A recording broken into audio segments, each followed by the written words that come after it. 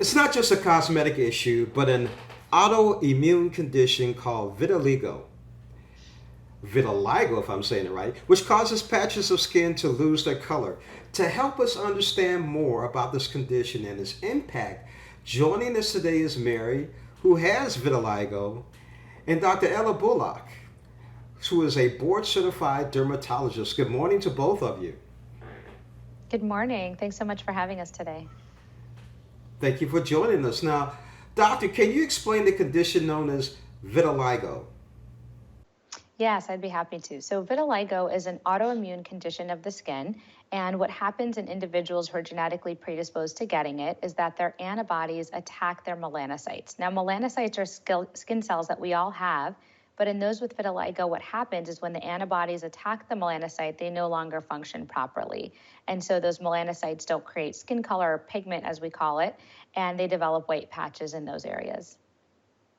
Now, how can this impact patients? So that's a great question. And that's one of the reasons we're partnering with Insight today to really increase awareness, not only about what vitiligo is, but the profound impact it has on people affected.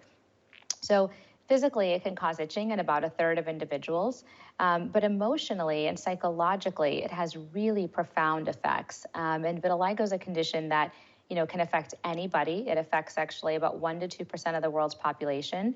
And for many of these people affected, they really can have social and mental issues that they deal with, whether the vitiligo is visible or not. And so this is one of the reasons we feel so passionately about trying to educate people about it and trying to take away the stigma that's associated with it. Now, Mary, what has been your experience with the condition? Yeah, so having vitiligo has been a roller coaster ride. It started off as a wound that healed and remained as a white patch. And that was at the age of 8. So at that time, being diagnosed with vitiligo was scary, but I didn't really understand it until I entered middle school or high school. And there, I really stood out. I really felt different. I began to isolate myself. And I'm from Florida, so hiding my skin was an alternative to getting the negative questions on the street, the random stares, like a sense of protecting my skin and myself.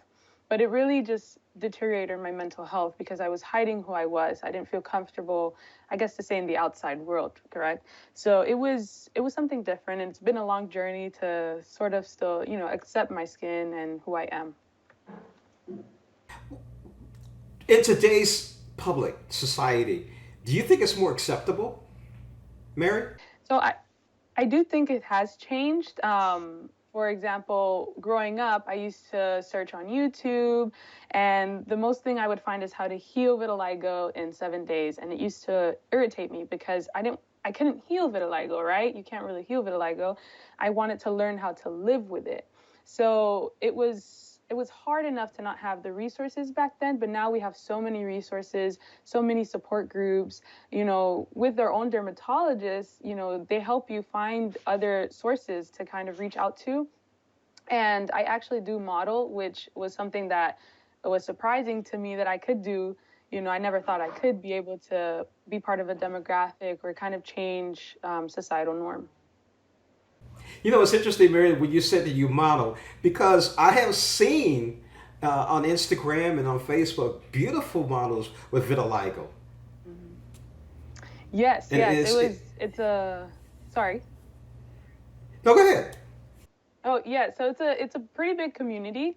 It was surprising because when I started off, it was very subtle, but now a lot of people are looking for, a variety in their branding, right? So it still shocks me every time someone reaches out to me because I still struggle with how vitiligo is seen.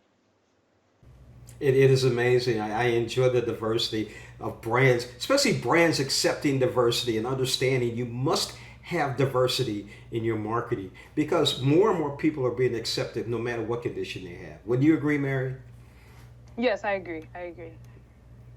Now, Mary, why is it important to raise awareness of vitiligo? So it's important to raise awareness because there's a huge misconception around the fact that vitiligo is just a cosmetic issue, like I can just cover it up with makeup or clothing. But in reality, it's an autoimmune condition, and it also is a bit life-altering. It affects, at least for me, really, mentally. Now, doctor, where can people learn more information about this autoimmune condition? Yeah, so there's some great resources online that I really encourage people to check out. So get-to-know-vitiligo.com is a wonderful website that Insight's created to help educate the public about vitiligo. I also work with an organization called the Global Vitiligo Foundation. We also have a website that has lots of great content, both for physicians and people living with vitiligo. So those are two great sites to start out with for anybody who's interested to learn more. Now, Mary, what are some final key takeaways you would like our audience to remember? Yeah, so for those who do have vitiligo, to understand that it's okay not to be okay. There will be days where it's hard to kind of wake up and realize what you have on your skin, but know that you're not alone. There are multiple resources. As we said, the get-to-know-vitiligo.com, you can find out more about that. And for those who do not have vitiligo, but may know of someone or are interested and curious about getting to know, it's always okay to be open, to create a safe environment for others to feel comfortable in. I'm glad you said that because my sister has vitiligo. Oh, interesting. Very interesting, yeah. And she's doing pretty good with it. She's living with it very well. And again, like I said, you see models. It's really interesting to see models, and they're beautiful. Yes.